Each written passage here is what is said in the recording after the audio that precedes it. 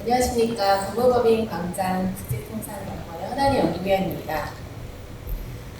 장시간 미국 대선과 관련해서 발표를 강청하시다가 쉬는 시간 없이 진행을 하시게 돼서 좀 피로하실 수 있는데요.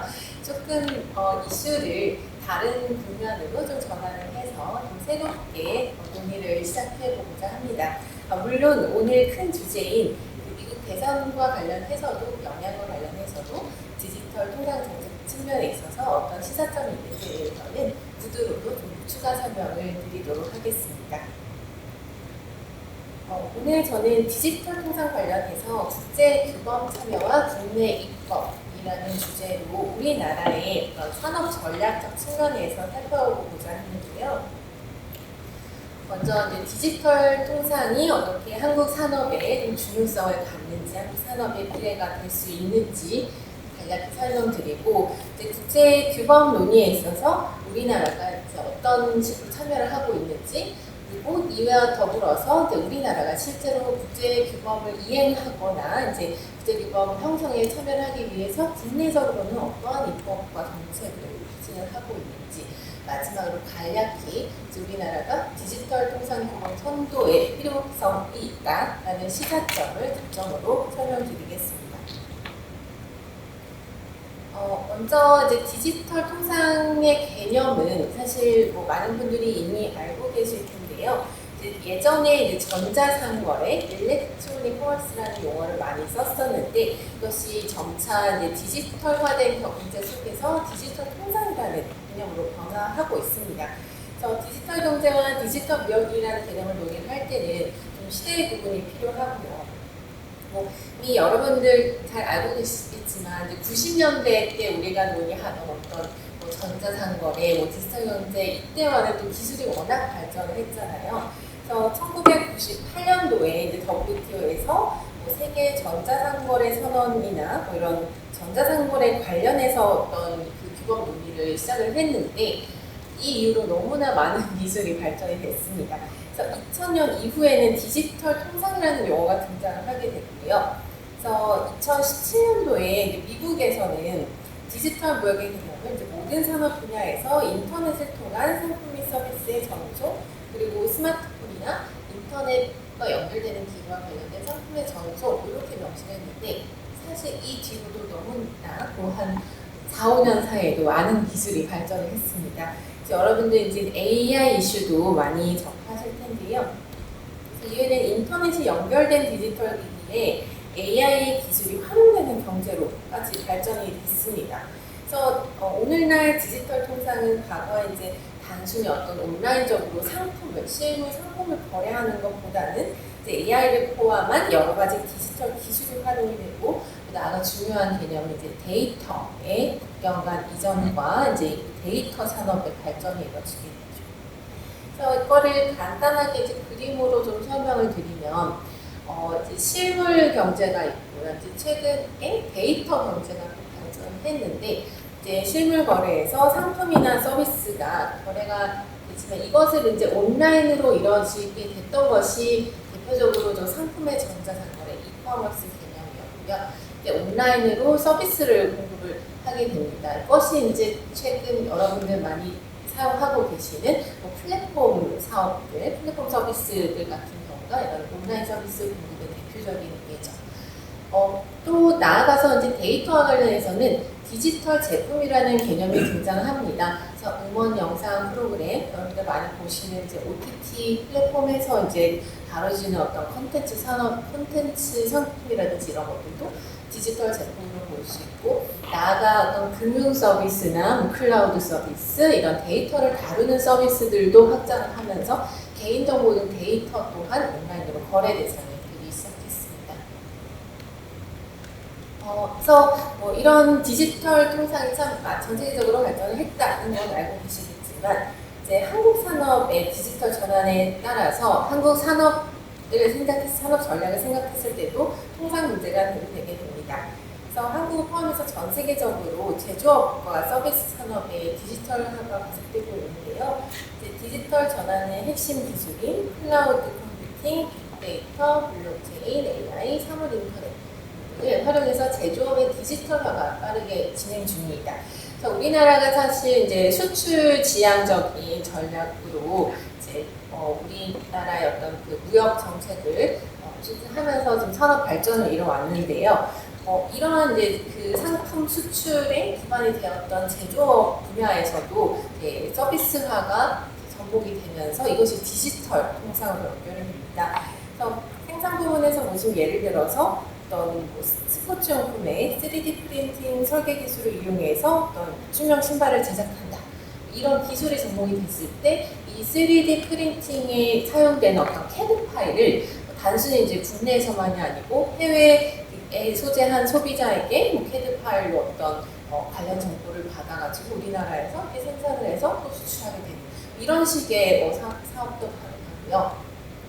또 뭐 판매 서비스 같은 경우는 자동차에서 차량 공유 플랫폼을 출시를 해서 단순히 이제 차량을 파는 것이 아니고 이 자신들이 생산하는 차량을 공유 플랫폼을 통해서 뭔가 서비스처럼 이용할 수 있는 그런 권리를 판매하는 그런 식으로 좀 서비스화가 가능합니다.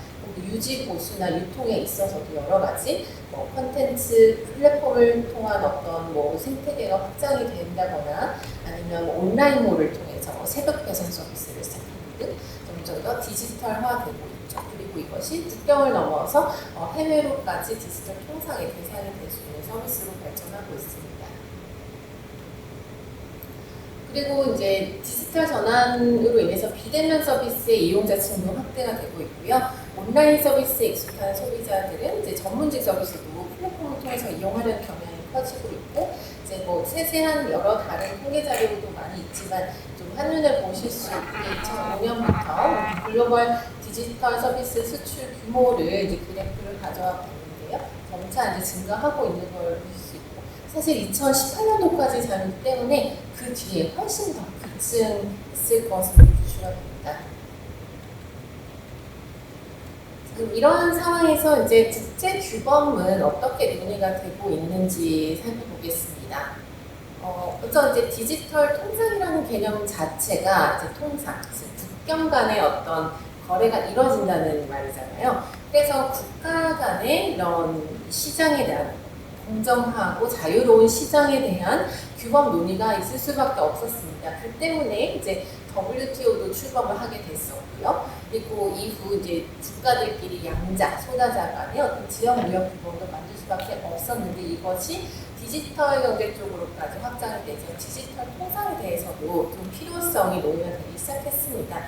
그렇지만 안타깝게도 이제 회원국 간의 이해관계가 워낙 심하게 대립이 되면서 별로 진전을 하지 못했습니다. 이것은 이미 체감하시겠지만 미국이나 이런 빅테크 기업들이 선두를 하고 있는 어떤 디지털 시장에서 개발도상국들은 상대적으로 좀 후발주자이기도 하고 또 시장에 있어서도 경쟁력이 매우 약하기 때문에 너무 이 디지털 통상을 자유화하고 더 이 산업을 키워나가는 것에 대한 규범에 대해서는 개도국들 입장에서는 다소 이제 좀 자신들이 오히려 이제 시장을 잠식당하게 된다는 우려가 있어서 진전이 되지 못했습니다. 대신에 이제 지정무역 체제에서 여러 가지 전자상거래 규범, 디지털 통상 관련 규범 협상이 빠르게 전개가 됐고요. 대표적으로 이제 미국이 이제 빅테크 기업의 모국으로서 아주 적극적으로 이런 규범 협상에 참여를 해왔습니다. 그래서 멕시코, 캐나다와 체결한 USMCA에서도 이제 디지털 통상과 관련해서 굉장히 이제 선구적인 규범을 포함을 했습니다. 예를 들어 데이터 이전을 국경 간 이전을 자유화하는 의무를 추가한다거나 데이터를 현지화하는 의무를 금지하는 등 보다 더 자유로운 데이터 국경 간 이동을 도모하고, 나아가서 이제 인터랙티브 컴퓨터 서비스라고, 여러분 쉽게 생각하시면 이제 온라인 플랫폼 사업자에 대해서 뭔가 민형사적인 책임을 좀 더 완화해주는 그런 규정까지도 포함을 했습니다. 그리고 이러한 내용이 사실은 일본하고 미국이 또 별도로 디지털 무역 협정을 체결을 했는데 여기서도 동일하게 포함이 됐죠. 반면 이제 미국이 이렇게 주도를 하고 있는 디지털 통상 관련 지역 규범 외에 이제 이제 그 외에 주로 이제 싱가포르가 조참을 많이 하고 있는데 이 디지털 경제 동반자 협정은 데파라는 협정이 싱가포르, 뉴질랜드, 칠레, 선국이 디지털 경제 분야에서 협력을 강화하기 위해서 체결을 했는데 우리나라도 최근 발표했습니다.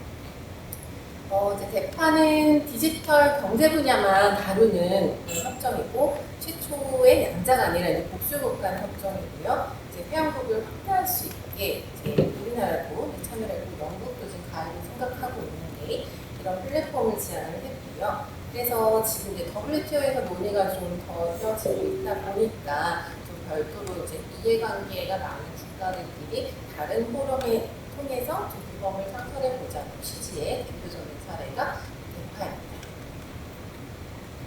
그리고 이런 디지털 통상 규범에서 이제 잠깐 아까 언급은 드렸지만 이제 그 여러 가지 이제 이슈들이 좀 이해관계 대립점이 되고 있었는데요. 바로 이제 전자적 전송물에 대한 관세 부과라든지 아니면 데이터의 국경 간 이전 자유화, 그다음에 데이터 현지화와 소스코드 공개, 그리고 콘텐츠 등에 대한 지식재산 보호에 대한 논의가 있어 왔습니다. 아까 이제 그 앞서서 그 교수님께서 그 트럼프 대통령의 그 정부가 굉장히 관세를 사랑하더라라고 하셨지만 그럼에도 불구하고 미국은 전자적 전송물에 대해서는 관세를 부과하지 않을 것을 계속 주장해왔고요. 반면에 이제 인도나 여러 다른 이제 개발도상국들은 이 데이터 이전과 관련된 전자적 전송물에 대해서도 뭔가 관세를 부과해야 된다라는 입장이어서 좀 대립 구도가 유지가 되고 있고요. 주로 이제 뒤에 좀 설명을 드리겠지만 데이터 이전하고 지재권 보호 등에 있어서 빅테크를 보유한 미국이 좀 강력한 주장을 해왔었습니다. 근데 여기 보시면 미국은 주로 자유로운 데이터 이전이나 외국 정부의 규제 최소화에 집중을 해왔고요. 중국은 자신만의 독자적인 시장을 이미 구축을 하고 있기 때문에 대외규범에 대해서 조금 관심이 미미했습니다. 아시다시피 중국에서는 뭐 페이스북이나 이런 것들이 전혀 접속이 되지 않고 있기 때문에 아주 시장을 딱 봉쇄를 해놓은 상황이어서 미국 빅테크의 영향력이 좀 뻗치지 않는 시장이고요. 그냥 EU 같은 경우는 데이터 관련해서 개인정보 보호에 민감하고 영내 단일화 시장을 추진하는 한편 최근에 이제 디지털 시장법이라든지 디지털 서비스법 등 이제 플랫폼 시장에서 어떤 공정성을 도모하는 규범들을 많이 포함을 하고 빅테크 기업들을 좀 규제하는 그런 이제 규범들을 도입을 했습니다. 그리고 뭐 특히나 이제 디지털세라고 해서 이제 빅테크 기업들한테 어떤 EU 시장에서 활동할 때 광고 수익에 대해서도 이제 세금을 부과하고자 하는 그런 이제 논의가 되면서 프랑스는 디지털세를 도입했고요. 이제 그런 상황인데요. 이제 이런 EU의 행보에 대해서는 의견에서는 EU 국가들은 사실 그렇게 미국의 빅테크처럼 뭔가 디지털 통상 쪽에 있어서 강점을 가진 기업이 딱히 없고 디지털 산업 강국이 아니기 때문에 뭔가 미국을 견제하기 위해서 이렇게 디지털 관련 규범을 많이 강화해서 이제 미국 기업 때리기를 지금 선하고 있다라는 평가가 많습니다. 그리고 일본 같은 경우는 고도의 데이터 유통 자유화를 강조하고요. 앞서 설명드렸던 것처럼 미국과 이미 디지털 무역 협정을 체결을 해서 굉장히 이제 데이터 이전 자유화나 어떤 디지털 통상 환경의 자유화를 도모하는데 미국과 동조를 하고 있는 입장입니다. 다른 국가들도 참고를 하시되 우리나라 같은 경우는 제가 뒤에도 좀 설명을 드리겠지만 조금 입장이 이렇게 완전히 미국처럼 뭐 자유화를 추진하자라는 입장도 아니고 뭐 그렇다고 이제 뭐 EU처럼 좀 공정성을 고려하고 어떤 그 시장 산업을 보호하고자 하는 그런 움직임도 아닌 조금은 모호한 이제 태도를 유지를 하고 있는데요. 이런 상황에서 이제 미국 같은 경우는 빅테크 기업들에 대한 규제 필요성이 국내외적으로 사실 부각이 됨에 따라서 예전엔 굉장히 트럼프 정부 때는 굉장히 빅테크 기업을 우선을 해서 이제 데이터 이전 자유화를 계속 강요하는 그런 이제 협정들을 체결을 해왔는데 2023년 12월에 WTO 협상에서도 뭔가 데이터 국경 간 이동 자유화나 소스코드 보호에 대해서 기존 입장을 좀 철회했습니다. 한 단계 조금 물러났습니다.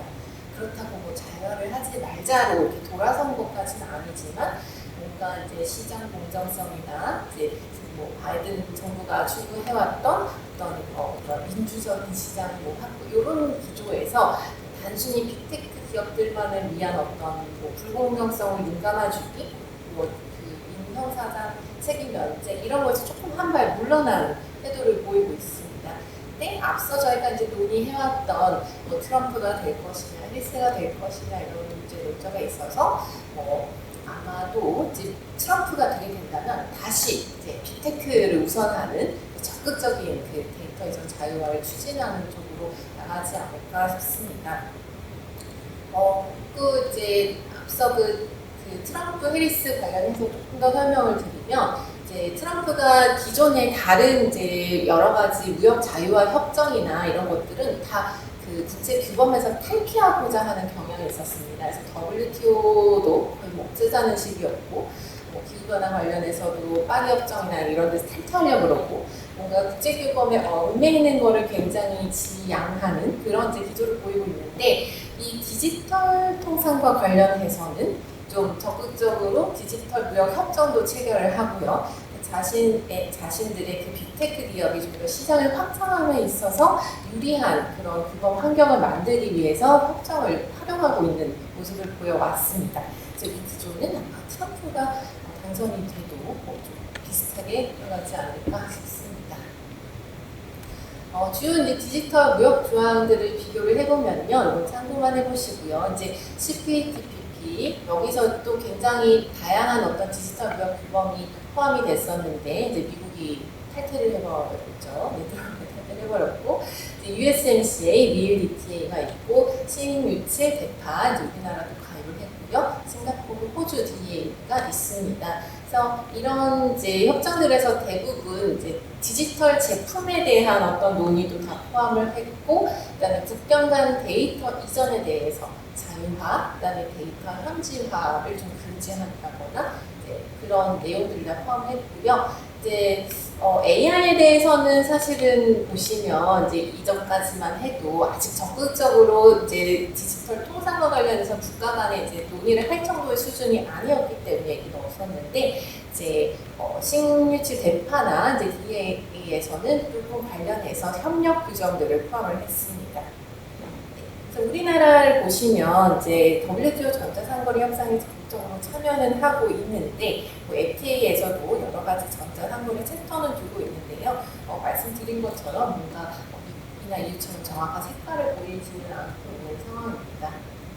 근데 이제 우리나라가 대파에도 가입을 했고요.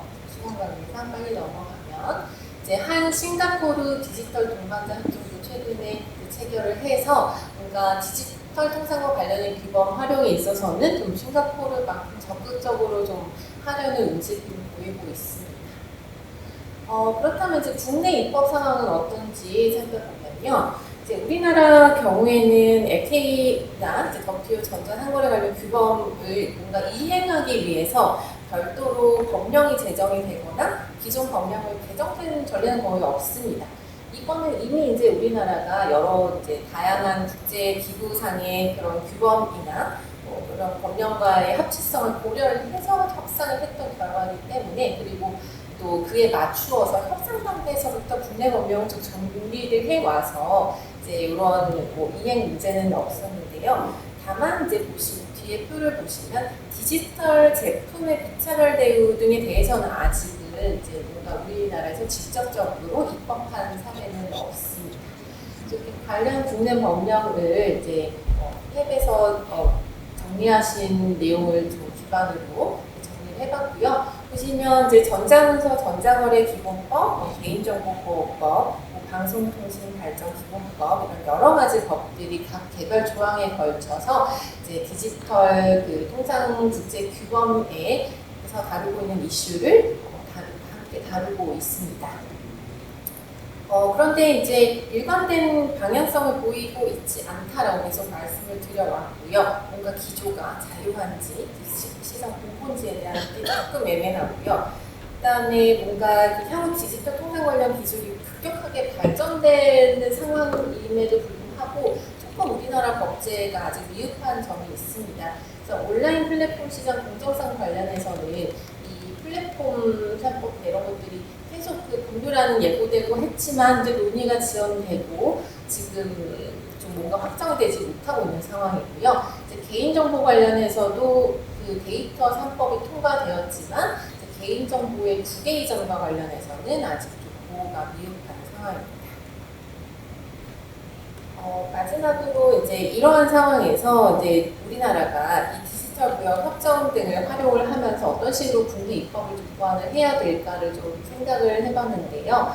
뭐 대파, DPA 등 전통적인 그 통상 규범 체제가 아니라 뭔가 디지털 통상에만 딱 집중을 해서 더 이제 다각적인 측면에서 국가 간에 필요한 규범을 조정하게 됐다는 점에서 우리나라도 이제 디지털 강국으로서의 어떤 행보를 올바르게 방향을 설정해서 나가고 있는 것 같은데, 다만 이제 주요국 주도로 뭐 좀 규범 내용이 계속 논의가 흘러가는데 좀 끌려가는 느낌이 있습니다. 미국과 EU 사이의 어떤 그 상호 경제적인 그런 논의에서 뭔가 우리나라가 우리나라만의 어떤 합법적인 정책 목표를 고려해서 정당한 규제 조건을 확보를 아직 못한 상황으로 보였고요. 그래서 우리나라 국내 디지털 생태계를 좀 고려해서 규범 형성을 도모할 필요가 있을 것으로 보입니다. 그래서 예를 들면 이제 우리나라 다른 그 국내 입법 현황에서도 살펴봤지만 뭔가 이제 충분한 인적 물적 자원을 활용하는 그런 그 지원 관련 법이 조금 부족한 것 같고요. 그리고 그 디지털 통상 규범의 좀 리더십을 구축하기 위해서는 뭔가 좀 새로운 이슈, 파격적인 이슈를 좀 같이 논의를 할 필요가 있는데 너무 이제 좀 수세적인 입장으로 협상에 임하고 있는 것 같아서 이제 좀 적극적인 정책 개발이 필요할 것 같습니다. 대표적으로 이제 싱가포르가 부족한 자원을 대체하는 어떤 미래 전략 성장 동력으로서 디지털 경제 협정을 주도를 하고 있고요. 우리나라도 사실 이제 싱가포르, 뭐 호주, 뭐 대만, 우리나라 이렇게 고 타이거스라 하잖아요. 그래서 뭔가 부족한 자원을 가진 작은 규모의 시장 국가로서 수출 지향적으로 성장을 한 국가들 중에 하나가 바로 싱가포르인데 우리나라도 이런 싱가포르의 사례를 조금 이제 벤치마킹 할 수 있지 않을까 싶습니다. 그래서 최근에 대한민국 정부 2024 통상정책 로드맵에서도 이제 글로벌 디지털 전환을 위해서 규범 선도를 위한 네트워크 확대를 추진하겠다라고 하면서 또 AI 통상 이슈와 관련해서는 전문 인력도 양성하고 여러 가지 그 무역장벽 방지를 위해서 선제적으로 대응하겠다라고 이렇게 호기롭게 발표를 해주신 만큼 향후 여러분들과의 논의를 통해서 글로벌 그 디지털 통상 그 규범 리더십을 확보할 수 있었으면 좋겠습니다. 네, 이상으로 발표 마치겠습니다. 감사합니다.